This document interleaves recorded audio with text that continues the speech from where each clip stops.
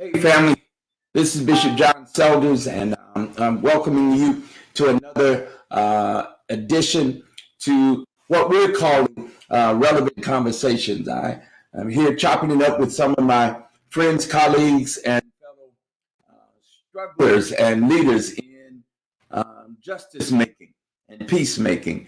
And I'm glad to be with you. We're going to talk a little bit today, this evening, about hazard pay or heroes pay, and some of what's been going on here in Connecticut. And I would say Connecticut is not alone in this struggle for justice in and around those who had the least to give, who actually gave the most from the very beginning. We are 2 years into this pandemic, and so let me bring my brothers into this conversation, the Reverend and the Reverend Pastor Rodney Reed, from Waterbury, Connecticut. Josh pastors and serves as the senior minister in Rochester, Connecticut, and I'm here in Hartford, and we're talking about Connecticut and Connecticut's struggle for doing what's right. Hey, brothers, why don't you introduce yourself? And Reverend Josh, why don't you begin and just talk a little bit about what this conversation means to you, give some introductory observations, and then we'll go from there. All right. Well, thank you so much for the invitation to be here, Bishop. Always great to be with you. Always great to be with Pastor Wade, who I've been getting to know over the last couple of years, particularly through our work with the Recovery for All Coalition, but certainly on healthcare and some other things. So we're talking about hero pay. We're talking about what is essentially a bonus for essential workers. So the way I've been talking about it is we need more than road signs that say heroes work here. We need more than handshakes. We need more than the symbolic public acknowledgement from politicians. That symbolic public acknowledgement is important, but we're talking about people who often are making minimum wage, often don't have a lot of protections on the job. If you're talking about people who work in other people's homes, domestic workers, people who've been exposed to the virus, have gotten sick, have brought it home to their families, people who did the work to keep the economy going. And we have these ARPA dollars, the American Rescue Plan Act dollars in the state. And one of the ways you can use them is to make payments out to essential workers. And so that's what we're supporting here. We think that's really important. I should say I'm the parish minister at the Unitarian Universalist Society East in Manchester. And it's good to be here. I'm looking forward to this conversation.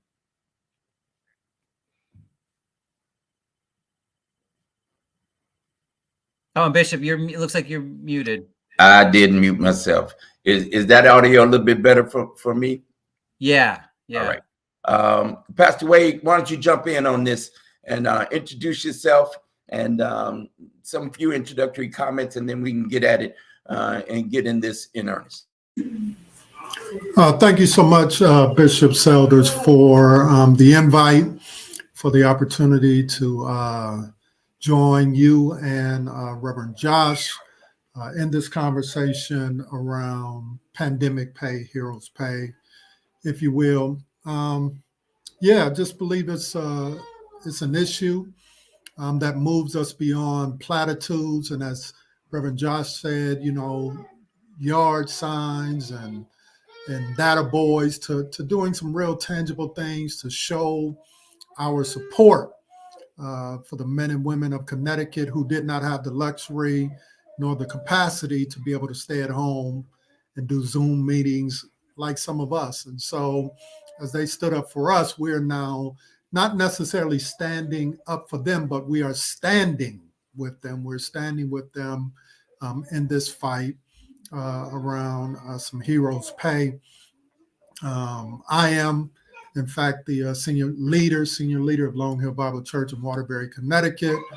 And I'm just so thankful and grateful to be hanging out here with such wonderful men of God. Thank you, Pastor Wade.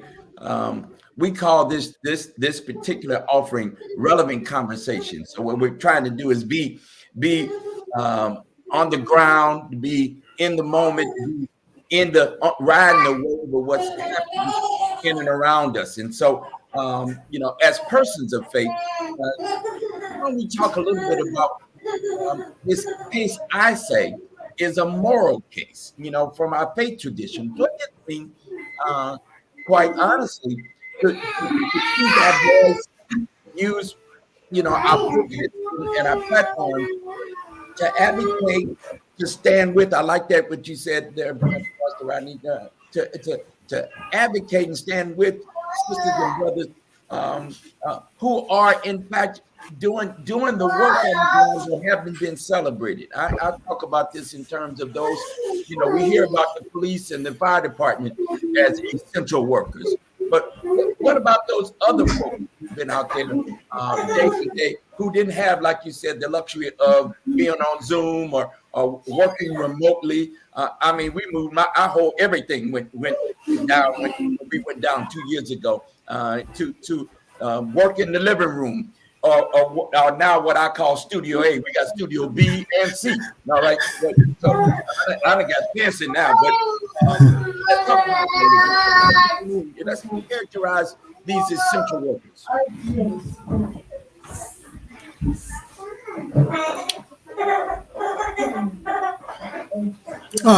I would say it like this, really in layman's terms, right? So, you think about DoorDash, right? You had the capacity to get on your phone, send an app to a restaurant, wherever, McDonald's, Burger King. But those individuals had to be there to prepare those foods. However you look at it in terms of whether it's healthy or not healthy, that's not really the question. The real question is they had to show up to work, right? They had to show up to work. And so essential workers are not just folk who work for the state, even though we're grateful and thankful for the work that those home care workers and all of those folks who worked in the state. But this bill, in essence, would extend that beyond just state workers, but also embrace, like I said, those small restaurants, embrace those individuals who may not necessarily be connected to the state, but they still had to get up early, make their way to the jobs, and in many cases stay late. And in many cases, some of them were sleeping in their cars, staying at hotels so that they would not bring COVID back to their family, while others lost loved ones, going through this just so that they could make sure as we sat at home, we could have a level or be a little bit comfortable, if you will, and not have to go out into them streets, as they say, but they stood tall in that, and we ought to stand tall and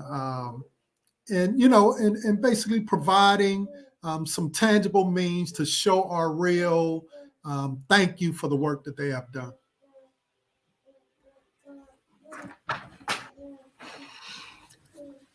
My apologies. We had a little family crisis here. I think we have solved it.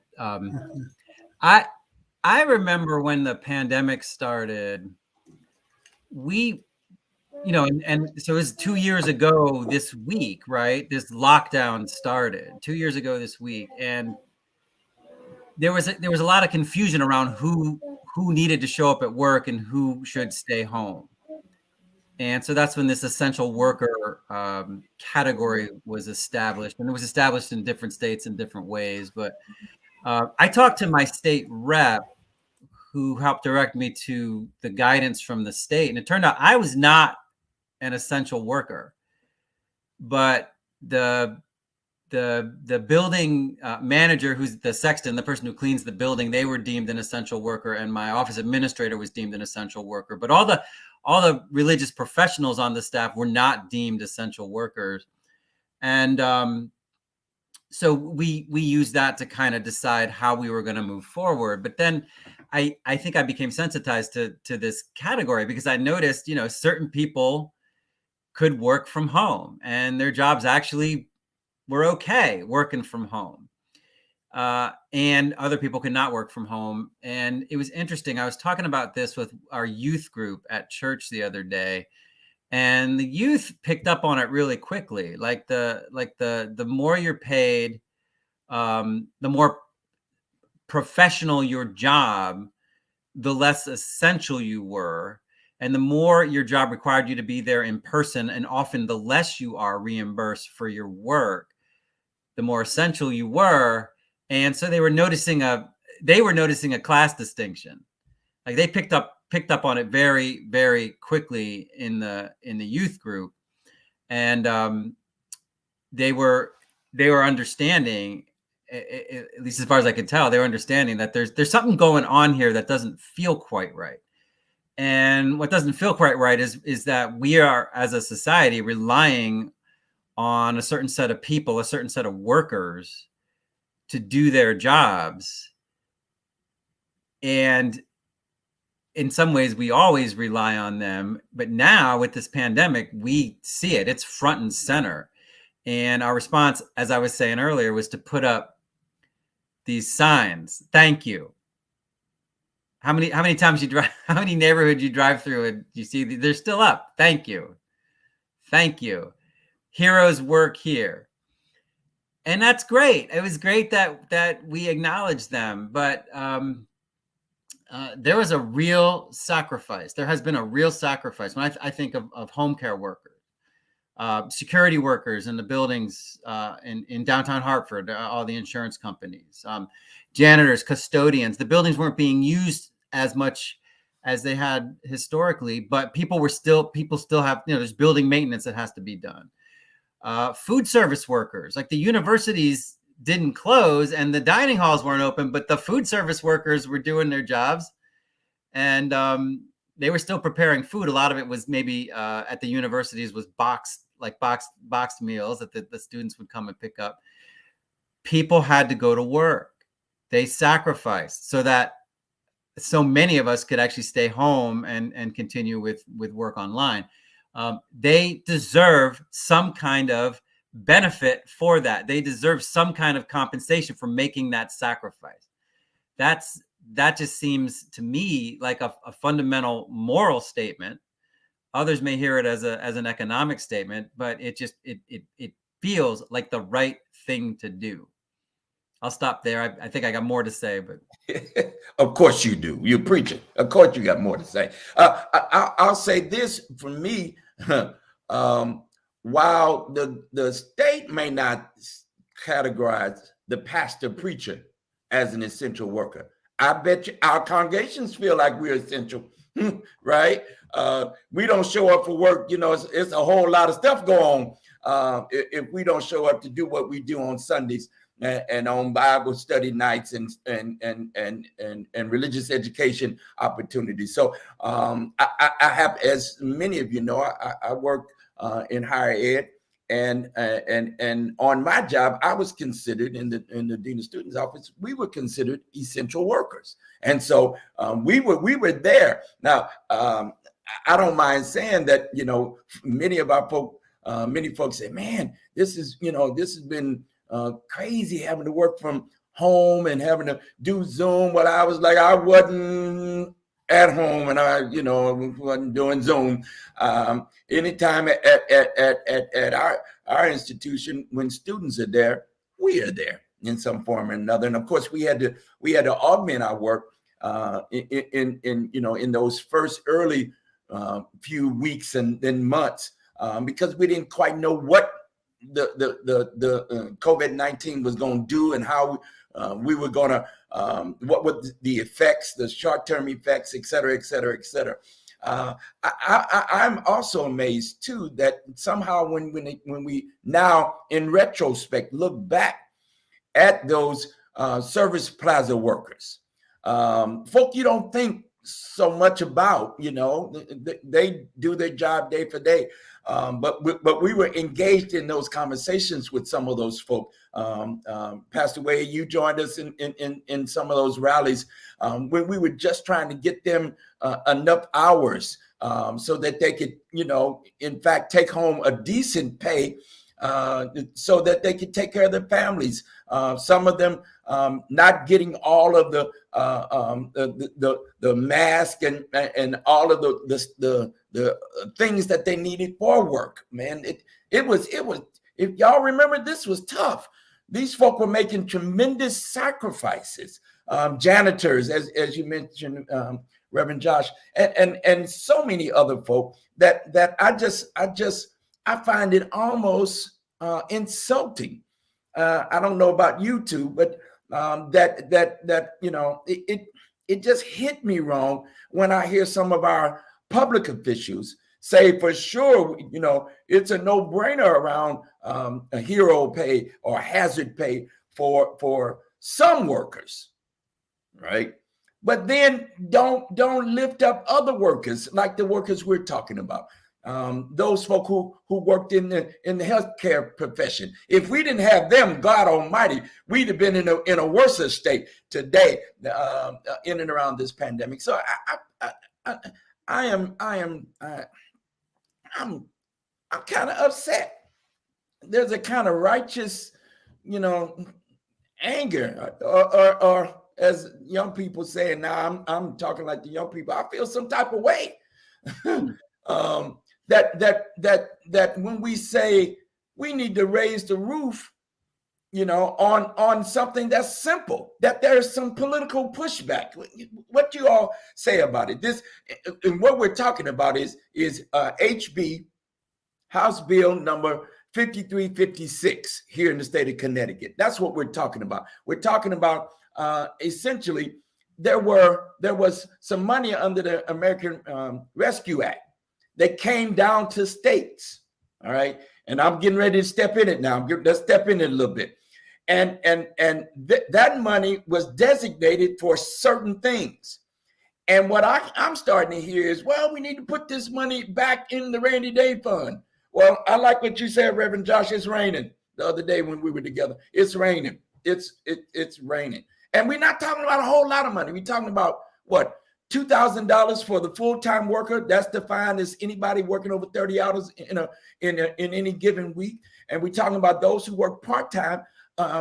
They would be eligible to receive $1,000 in extra pay, gifted to them not out of the state budget, but out of the money that's coming from the federal government that's already been allocated. Let's talk about that.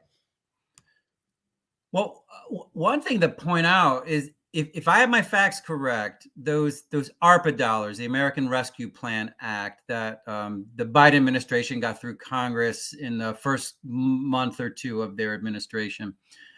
You're right. One of the ways states are allowed to spend that money is in providing hazard pay or hero pay to essential workers. Now, as far as I know, not a single state, maybe one state, I think I heard maybe Maryland was looking at this, but not a single state has said, oh, let's use it in that way, which says something about the state of the United States of America, as far as I'm concerned. So the idea that it's somehow difficult to get to do this, to make this money available, this one-time benefit available to essential workers, it's not unique to Connecticut. It's clearly a problem across the United States. But you're right, Bishop. It's not. This isn't even state money. It's not state taxpayers footing the bill. It's the federal government footing the bill. Having said that, you're right. We have a rainy day fund, and that thing is flush. And I guess I don't know what qualifies as a rainstorm, because if I had to, it boggles the mind. Like think of that whole first year of the pandemic, no vaccines. Right now, we feel a lot safer now, obviously. But that whole first year of the pandemic, it was a crapshoot. It was 100% crapshoot. You had no idea what was going to happen. You had no idea if you had picked it up. You had no idea if you brought it home.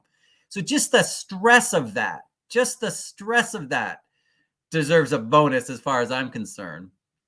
And so yeah, there's some work to do. And I say it's raining. And I think the other day when we did that thing at the State House, I said it's tornadoing, it's hurricaning, it's cyclone bombing, it's deluging, it's flooding. I mean, this is what the essential workers' lives have been like. And we can acknowledge that. We need to acknowledge that. Yeah, I think it's a question, and it's always a question of priorities, right? Priorities. Think about it, coming out of this pandemic.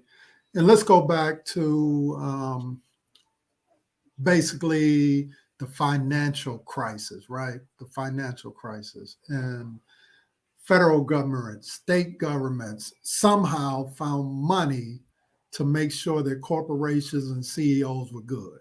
You remember that whole thing about we can't afford to let them fail, right? And so now we look at this pandemic that has come up that has really had the greatest impact on people. You follow what I'm saying? On people, and we're slow to move for a one-time payment. Not billions of dollars, not millions of dollars, but literally we're talking about $2,000, right? We're talking about $2,000. And this becomes so difficult. We have to have long conversations. So that's that point. And then there's a level of hypocrisy that goes on, right? Where these individuals actually worked throughout the pandemic, right? And so you have all of these arguments from certain spaces in Connecticut on certain platforms who would argue that some of these folk are lazy, but these are the folk who worked, right? These conversations around upward mobility. Oh, they can't make it up because they're lazy. No, they worked. They worked. And so these same ones who would argue that we shouldn't be offering support because folk are lazy. No, these folk worked. You understand what I'm saying? They stood up while we were sitting down. They showed up while we were sitting down. And so now to move real slow around that is a level of hypocrisy, which really speaks to, what we think is important as it relates to our priorities, right? We are still, even after 3 years of the pandemic, still believing that systems are more important than people. And I think that's the greater argument today, right? It's kind of like what Paul, when speaking to the Corinthians church, he looks at the church of Macedonia and he says, look, they don't have anything. They don't have anything, but they gave out of their lack. And you all have everything. And you all are struggling to give. You all are struggling to give. Don't want to give. Don't want to send support, don't want to send. And so that speaks to a heart thing. So when we talk about this moral argument, it's not a question of people being good or bad. It's a question of the heart, right? It's a question of the heart, right? Should we really be supporting those who supported us. And I think that's the argument that we're raising today, right?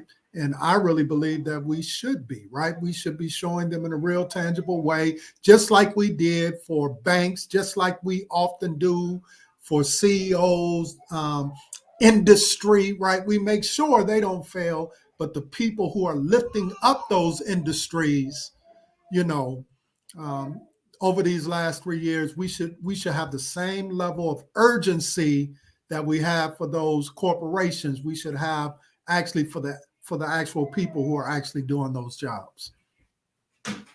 Right. So we had, it's been estimated that 13 billionaires here in Connecticut were able to add an additional nearly $14 billion to their pockets since the beginning of the pandemic. That's the record. Huh? That was actually again noted in the Hartford Courant on front page this morning, just for the record. Yeah, right. So okay, a little bit. So can I just be honest? I don't know what $1 billion is. I mean, you know, I like many of us, you know, I'm gonna be a billionaire. I don't know if I can count that high and really know what that means. But I know one, that's a lot of money. And I know two, that there are more than one or two or three people that have that kind of money and those kind of resources. That we took care of them. You know, again, here we were hearing this decades old rant, you know, this trope. They're too big to fail, right? Which makes me nervous. Oh, I cringe every time I hear it. But you know, you got these folk making bank, you know, the guy from Amazon ain't going to the poorhouse no time soon, right? And yet we crying poor mouth as it relates to allocating from money that ain't really ours. It's the Fed's money, $750 million to provide a couple of $1,000 to hundreds of folk who could really use this uptick. I mean, if y'all haven't been outside yet, and you know, that gas is headed to $5 a gallon. All right.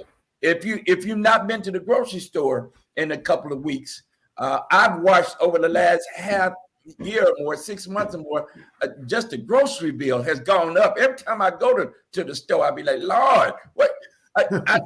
What? That's another what? And I don't know.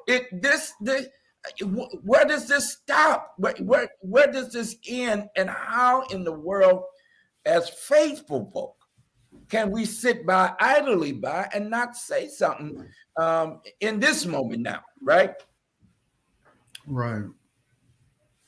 No, I would agree. I think if anything, for me, it shifted the conversation, right? It shifted the conversation. I know we all have been fighting over the years for various things, right? Trying to make sure that we try to lift up the least of these in various spaces, at the Capitol, you know, at the state Capitol, in various cities. But I think the pandemic really, to me, gave a sense of urgency, right? And really started, and I hope that it would cause us to rethink how we operate. And the scary thing for me is that a lot of people just want to go back to the way it was. You know what I mean? They just want to go back to behind closed doors, politicking, right? They want to go back to, those who have the most are the most important. Those are the ones we ought to be caring about. And the least of these, not really worrying about them. We're dealing and we're sharing the same political stick 3 years later that we were talking about 3 years ago. And to me, that is very problematic. And so I think at this point, we need to be standing up for that which is right, that which is true, and in supporting, again, those who stood tall for us. And I think that's what this bill does, right? At a minimum, it shows in a tangible way that we're moving beyond signs, platitudes, just simply calling people heroes, but we're saying, no, we want to bless them with some extra zeros. And I think that's all right. I think that's all right. And so if billionaires in the state of Connecticut could get a little bit more, then I think every day, as Sly Stone says, every day working people ought to be able to get a little bit more too. And we ought not to be having a debate and an argument about it, right? Because the same ones who are having this argument and this debate, they're going to be looking at those same people to reelect them, to vote them back in, right? And I just feel like that's just problematic, that we have to have these long conversations around supporting people who really supported us. But when it comes to, like I said, Fortune 500 CEOs in the state of Connecticut, it only takes 3 or 4 of them to write a letter and stuff gets shut down. You understand what I'm saying? Now you're meddling. We don't have health care, a level of health care for all in the state, simply because 2 or 3 people wrote a letter threatening. You understand what I'm saying? And we can have spaces where we're showing thousands of folks showing up at the Capitol, and they just look at you like it don't even really matter. And I think that's the problem, as I see it. Yeah, let me just say again, thank you all for joining us. We're having what we call a relevant conversation. I'm Bishop John Selders. I'm here with my partners in the work of justice making, the Reverend Josh Pollack and Pastor Rodney Wade. We're having this conversation in as we stare down 2+ years, in this lockdown mode.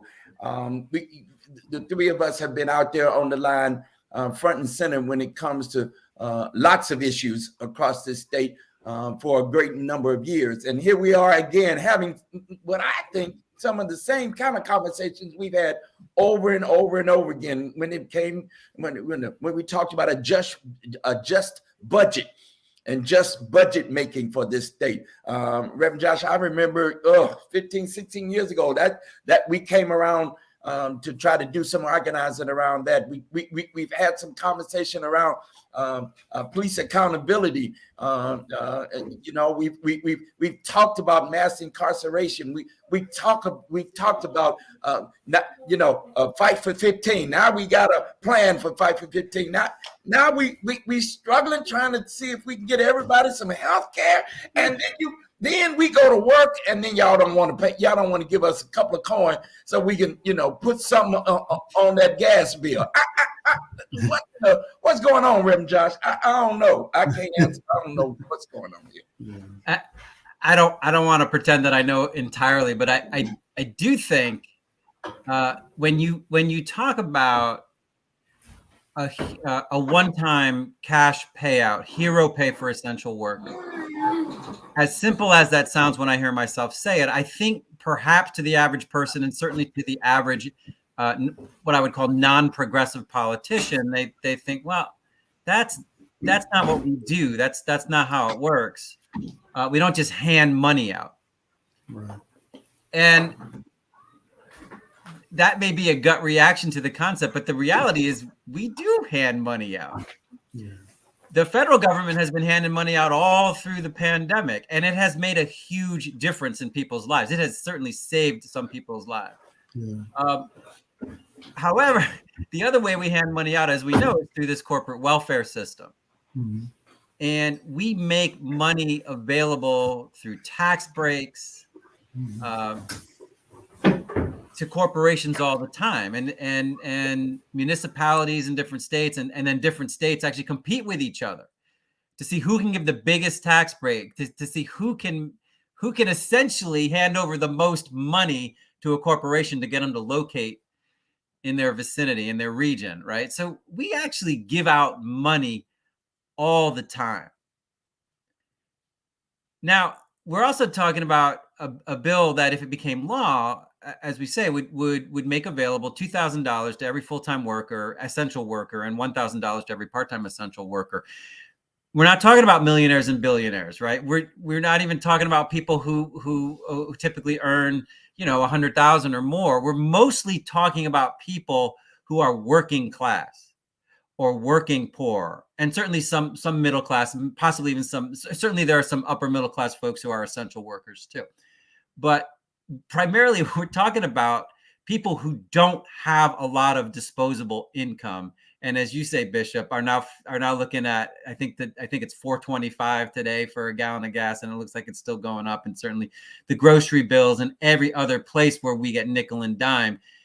If you make $30,000 a year, that 30,000 ain't 30,000 anymore, right? So that $2,000 payout is going to go a long way, and it's going to go a long way right back into the economy.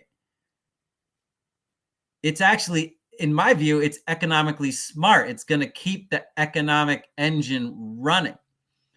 And so if you don't, if you're a politician and you don't buy the moral argument that we're trying to make, what about the economic argument?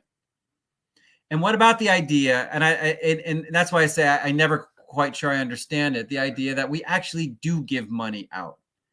We give it out all the time. Yeah, that somehow we can't afford to have, you know, some welfare mom beat us, right? Somehow get over on us with a couple of $100.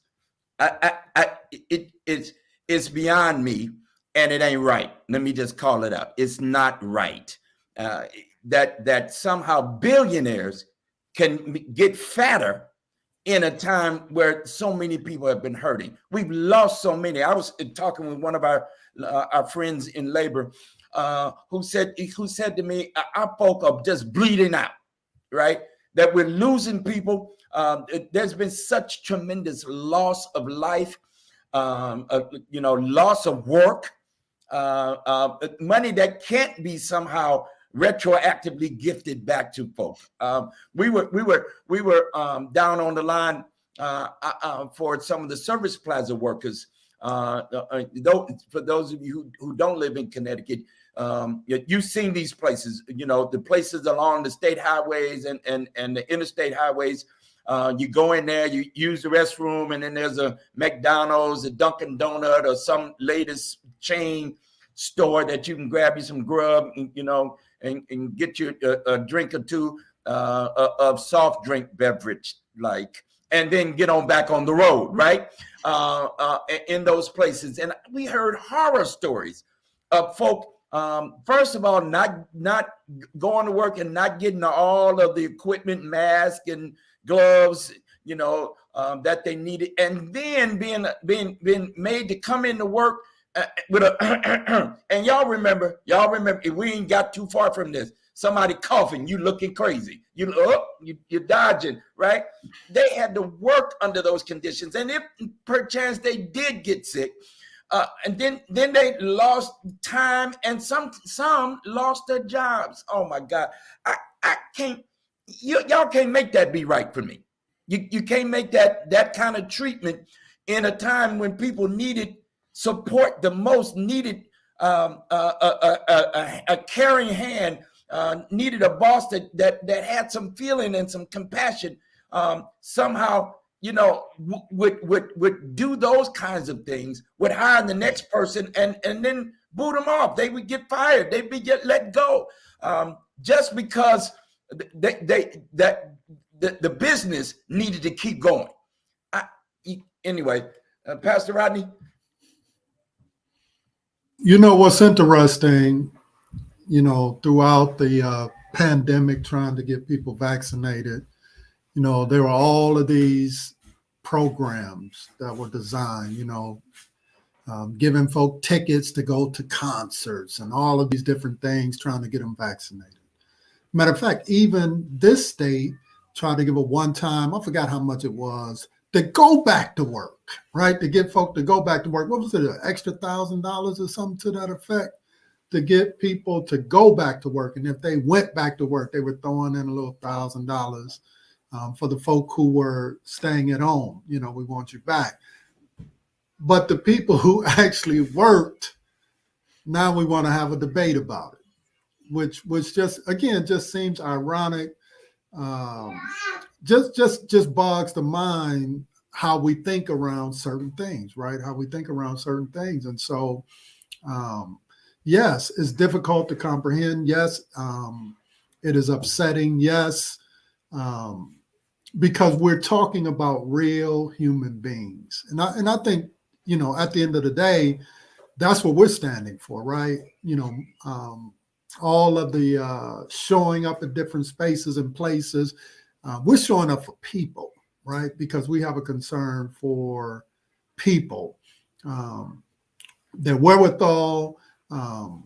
We want to make sure that they are receiving benefits that they deserve. That's why we're showing up in spaces, right? We want to make sure that they have adequate health care so that they can continue to work, which really doesn't make sense to me why we don't have health care for all in the state of Connecticut.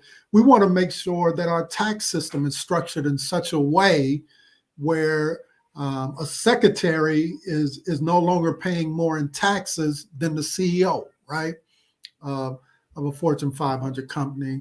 And certainly we want people who are going to work every day to have a living wage that would cause them, if inflation goes up, they'll still be able to survive. If the gas prices go up, they'll still be able to make it. If the grocery bill goes up, they'll still be good, right? And I think that's what we're talking about today. We're talking about people, real people who are working every day, who did what was right. And I just firmly believe that the state needs to do right by them. That would be that's where I stand and that's where I sit. And so that's why we're showing up in these spaces and these places, having these conversations, turning over some tables, if you will, as Jesus did, to make this argument, because I think in this moment we have a right to have a righteous indignation. And when I talk about righteous indignation, I'm not talking about as human beings as if we're perfect or above the fray. No, we all have issues, but at the end of the day, our challenge is to make sure that people are good and that they are provided for and that they are taken care of. And when others won't do it, I think that we have a responsibility as clergy to stand up, cry out loud. But too often in our day, it is shifted, right? It used to be as when David, right, finds himself in a predicament, the good Lord doesn't send another politician because David is in fact a politician. Yeah, he is a man after God's own heart, but he is a king. He is not a prophet. He is not a preacher. He may have some musical, mentality in him, but he is not a preacher, right? He is a politician. And so when he gets in a quagmire, God doesn't send another politician to redirect him, right? He doesn't send another king to redirect him, right? He doesn't send the legislator or the governor, right? Any of those things. What does he do? He sends a preacher. He sends a prophet. And simply the prophet tells David the story and David becomes indignant. Who did that? And the prophet says, you're the one, right? And so that's our role. That's our responsibility. But in this day, too many folk, they want to be at the king's table. They want to be at the king's table. They want to eat of the king's meals. They want to powwow with the king. And that's causing them to not have the capacity to want to speak up. And so that's the problem of our day. You done gone to meddling, preacher. You sure have. You about to get us really in trouble. But let me add to it. So Jesus was having a conversation with his homies, right? He talking and he's talking to him, and he tells them a story, and then they said, Jesus, when was you hungry? When didn't you have clothes or something to wear? When were you at the jailhouse in prison? And Jesus retorts back. He said, when you've done it to the least of these, you've done it to me, right? That there is a faith response, and this is why I can't understand. So I'm a meddle some more on the faith side of town, right? Right. We can talk about how we need to call into some accountability the sisters and brothers that serve in political and elected office, right? But let's talk about our people. Let's bring this home to the church house, to the mosque, to the synagogue. Let's talk about community of faith gatherings. And how often are we missing from these same said conversation? How often are we willing to write just one check? Right? That is that $5, and please don't misunderstand me. Every dollar we get goes to good, is sowing seed in good ground as far as I'm concerned. And I know you two brothers and many faith communities of faith that when you sow a seed, it's good ground. But I think it's more to it than just giving your money, and I want you to give. Is sometimes we need your bodies out on the line, and okay, you may not be able to go down like Reverend Josh and I. Reverend Josh and I, we ain't got no little bitty babies, and our beloveds allow us every now and then to go down there and mix it up and take an arrest or two, right?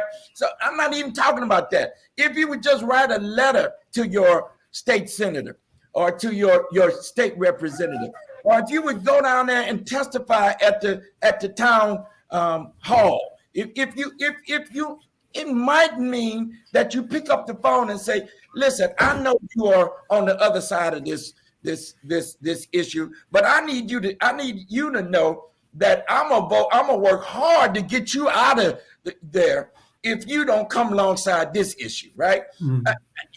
I think that's our responsibility, both as a faithful person, but also a citizen. I often say, listen, you can have an idea, but please, are you, a political idea, but are you registered to vote? And do you vote? Right? Because you talking and you not putting something on it, then I got another problem. So this is just Bishop talking. I'm talking, but I'm telling you the truth as I see it. Yeah. So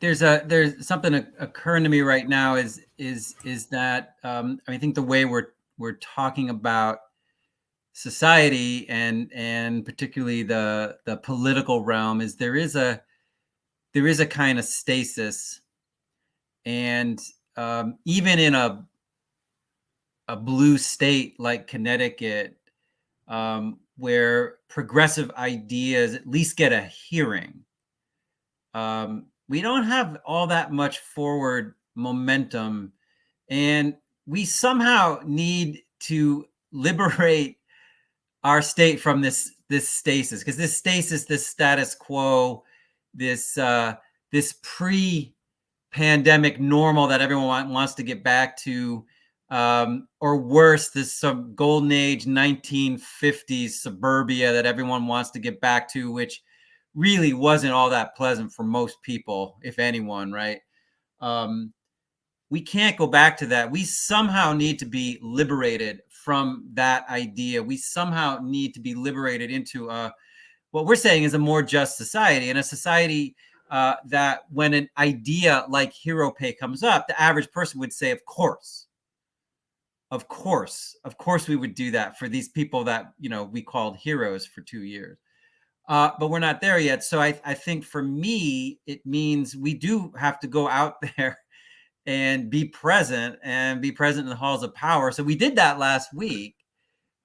We went out and we agreed we didn't want to get into too much trouble, but we wanted to make some noise. And I think we made some noise. We certainly got a little bit of press coverage. I don't know how many politicians were really listening.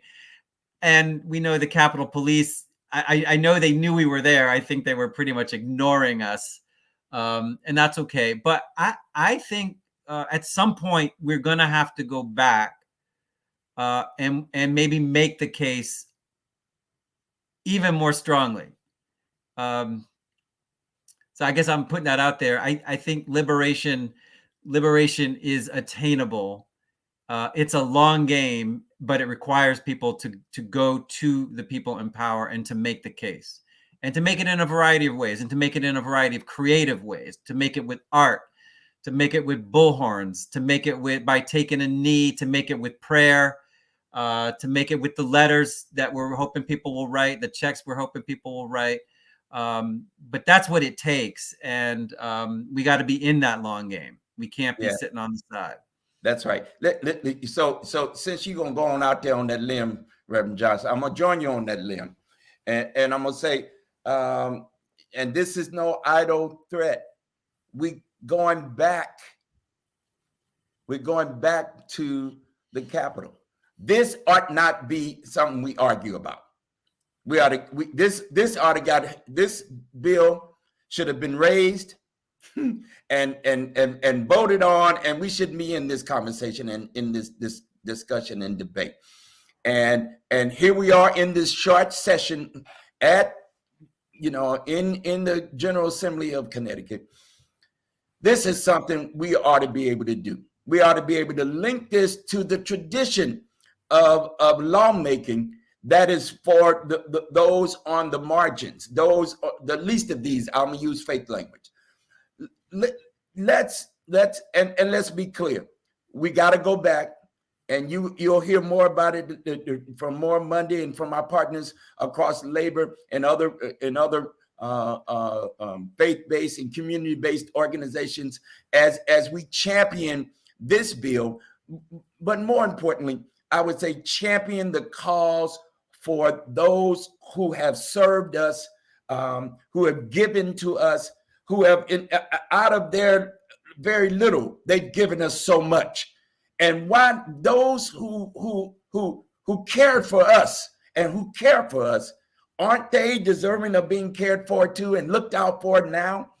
And I say to all of our friends and our partners, those of you who have supported us through a number of efforts, much like this one, I say to you, we're going to need you now more than ever. The struggle is for real, right? There's so much pushback.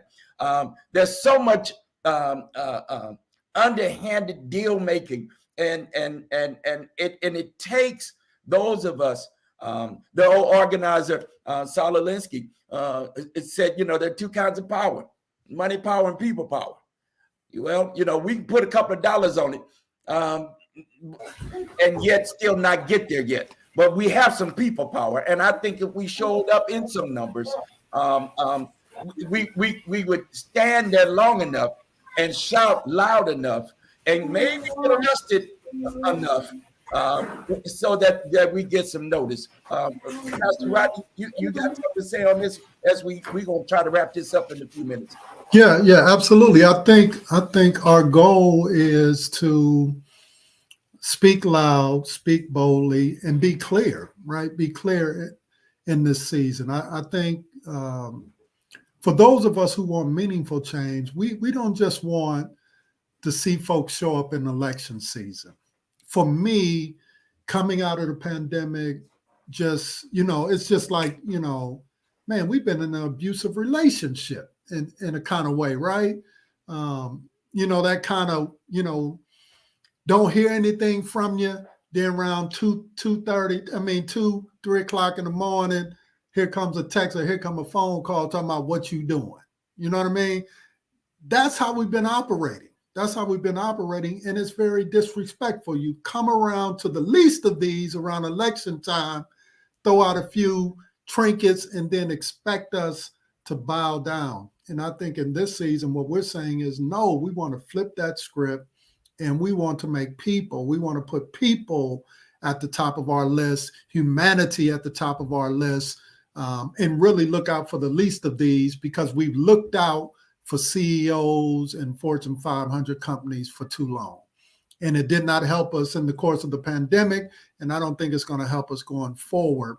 And so we have to find a way, even in this state, a state that is supposed to be strong, as a democratic state, we're going to have to find our center to say at this point, we no longer just want to go along to get along, but we want to see some meaningful change. We want to see it and see these bills that are passing impact people in a real, tangible way, not just something we're passing that we have no intention of adding funding to, so forth and so on. We want to make the argument that we must be willing to do right. And I think that the pandemic, showed a light or shined a light on how we have been structuring our economy, how we have been structuring the state. And I just think we need to do better. Yeah. So you done lit a fire up under me, Pastor Wade. We were told that Bridgeport, Waterbury, New Haven, New London, and Hartford made the difference in the election 4 years ago, and then in the election 2 years ago. Yeah. These chocolate towns, as I call them, across this state, these urban centers across this state, that we made the difference in the elections. Well, in this so-called pseudo blue state, because if you outside of those urban centers, it's pretty purple around them parts. So if we made the difference, aren't we deserving of a hearing now? Because the vast majority of the folk in those chocolate towns are Black and brown and other of color folk. The vast majority of those folk are on the other side of the tracks economically. They're on the other side of the tracks when it comes to healthcare and other vital resources that are offered. It's time now. Maybe some of us, I feel like preaching this evening. Maybe some of us, it might be time now to show some sign in another kind of way, and speak strongly to those who would advocate for something different than our own interests. How about this? How about we show up for our own selves? How about we show up for our own interests? How about we challenge our friends at the legislature? We challenge our friends on town hall. We challenge our mayors and the governor even of this state to show up for us now, or else we don't show up for you. Flex a little bit with our people power in order to get substantive and for real change. I'm calling for it now, and that's my faithful call right there. Yeah, no, I think, at least for, I think in a lot of spaces, the pandemic really, and as long as we've known it, but I just think now people are no longer going for the okie doke, as they used to say back in the hood, just not going for it any longer. And so you can just not scare me into a vote any longer. You follow what I'm saying? As I see it, if we vote for you, it's an exchange, right? It's an exchange. And if you're not willing to hold up your end of the bargain, then that's a problem. That's a problem. And so you can no longer scare me about the big bad wolf on the other side. When the one is in the house, is just as bad in some cases as the one you trying to convince me to worry about. You understand what I'm saying? Because you operate in the same exact way. The only time you shifting is during election time. You understand what I'm saying? But when it ain't election time, you operate in the exact same way. And so, listen, I believe we ought to be standing on the liberal side of town. You know what I mean? The middle road, trying to play both ends of the stick. I just think the Bible said it like this. Jesus said, either be hot or cold. Stop trying to be lukewarm. And I think for so long, we have been trying to be lukewarm. And what is happening now, people are looking at it and they're vomiting it out. You follow what I'm saying? It's being spewed out. And so, stand where you stand. And so I'm hoping that folk will, in a real meaningful way, for this state, really stand on the liberal side of town and stop just trying to be, moderate in all things. Lord, we done went an hour where y'all talk a lot. Oh, look, y'all, that's me talk a lot. So let's a closing word, Reverend Josh, and then Pastor Wade, and then I'll try to wrap us out. This is clear that this is the time now to show up, and we're going to call for some showing up time. All right, in these next few weeks coming, we got Ramadan getting ready to drop. Obviously Easter is coming through here, and then when there's Easter, there's always Passover. Jesus was a Jew. I'm gonna just tell you that. Jesus was a Jew. Pastor, Reverend Josh, a closing remark, closing observation. Talk to your people. Sure. Well, again, thank you for the invite. I always love connecting with the two of you and having these relevant conversations. One thing I think we would be remiss if we did not say is it's not just the three of us, right? I mean, there's a lot of people out there who are working on Hero Pay. Mm-hmm. And what is new for me personally is how many workers, like how many essential workers, how many undocumented workers, how many home care workers, how many union folks, non-union folks are actually out lobbying for this as well. When we did our action last week, we did our prayer circle. We had like 70 workers there with us, and some of them spoke. We got the domestic worker organization from Connecticut Workers Center from Bridgeport. We got our friends from ULA down in New Haven.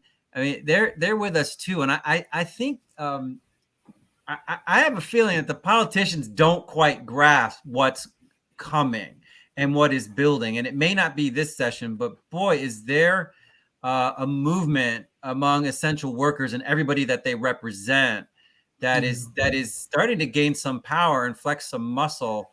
And that's also where the liberation is going to come from. And I'm excited to be part of it. I'm excited to be in solidarity, working in solidarity with it, and looking forward to it. Yeah. That was good. That was good. Thank you, Bishop. As always, it's a pleasure to be in this space with you and Reverend Josh. I really do count it a privilege to learn, glean from the both of you. You both have so much wisdom and knowledge, and you have a heart for the people, and that's the thing that resonates with me.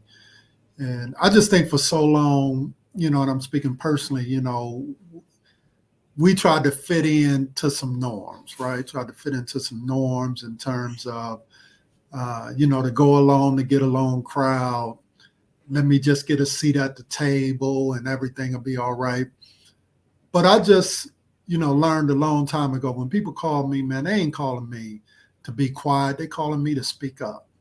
And I think in this season, that's what I'm determined to do. I'm determined to speak up, be loud, speak to everybody about all of these issues, and prayerfully convince some, and hopefully move some just a little bit closer to our positions. And I believe, as Reverend Josh said, there is this underbelly that's boiling up on the fringes, where workers who have gone through the pandemic, who are serious about, empowering themselves, making this state better, not just for affluent and rich folks. We want to get rid of the divide, this whole notion of Connecticut being two states. We want one state that's made up of everyday people who love and concern for each and every one. And I want to be a part of that.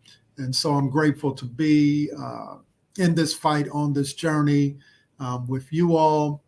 And I'll leave it at that. So I thank you both for joining us tonight.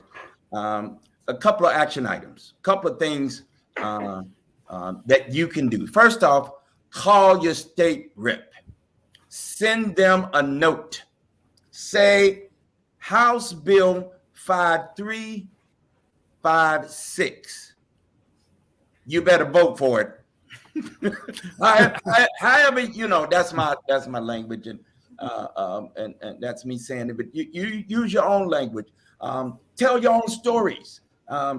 We all know folk who've been out here on the line as essential workers, healthcare professionals, or fast food restaurant workers, or those that are providing janitorial and cleaning services, those who are providing security in these buildings where billions and billions of dollars are being made and passed around day for day. Those are the folk we're talking. You might be the one we're advocating for. Thank you for your service. Let me say that right here. Thank you for your service and your commitment to give what you had. I like that parable of Jesus when the question comes, who gave the most? The Pharisee, the religious worker that spoke eloquently and gave $2, or the woman who just had a couple of pennies and she gave all she had. Who gave the most? And I think the answer is the one who gave all that they had, right? Yeah. Gave the most. So it is this. It is right here where the rubber meets the road. So call your state rep, call your state senator, and say support this thing and then tell your story about why you think it's meaningful. Again, it is House Bill 5356. It's a broad bill providing essential workers with this what we call pandemic hazard hero pay for their service given during the COVID-19 pandemic. All right. And secondly, there are going to be some opportunities. You're going to start hearing about them. If you hear about some of us getting together, because we might show up in some numbers here in the next few weeks here.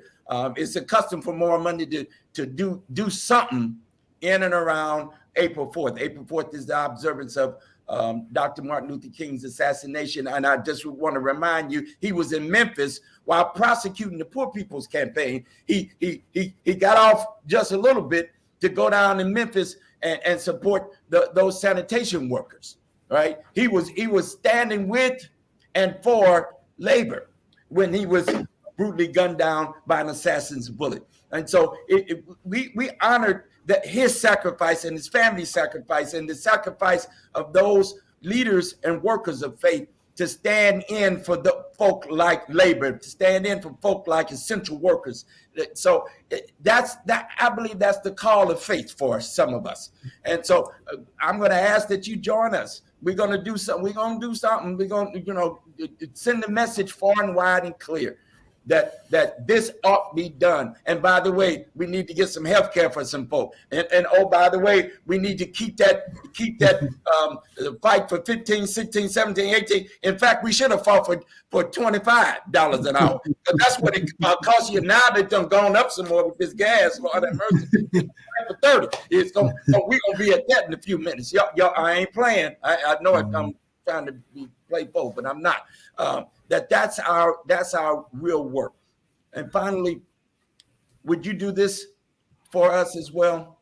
Would you join us in doing this sacred time for those of us of the Abrahamic tradition, whether you're Muslim, whether you're Jewish, or whether you're a follower of Jesus, that during this very unique and spiritual time where we are seeking the presence of God in our lives, when we are activating and moving and at least reflecting from our spiritual centers, that you would consider joining us in this ongoing work to make what's right really live and be right and show up right in this state, the state of Connecticut, and no doubtly, if Connecticut leads, we're gonna lead the United States and maybe even the world during this season. All right.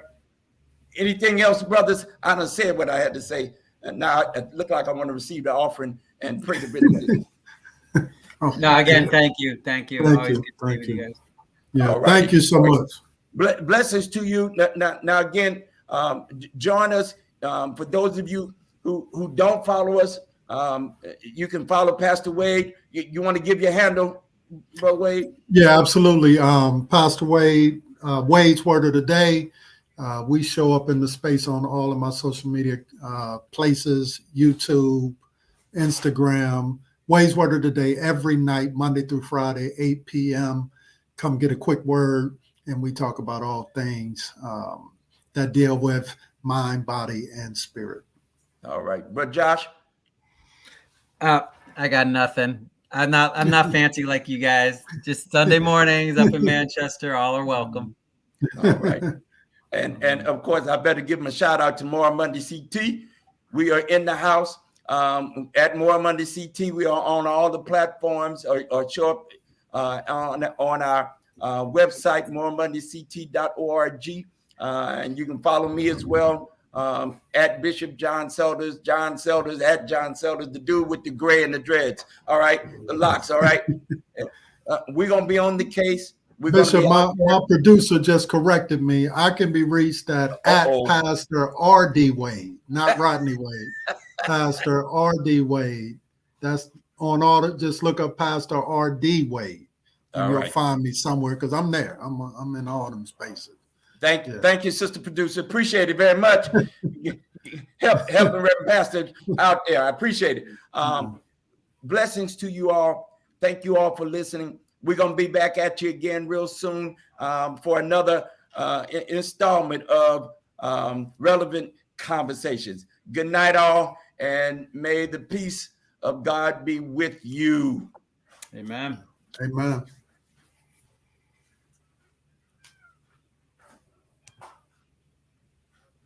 All right.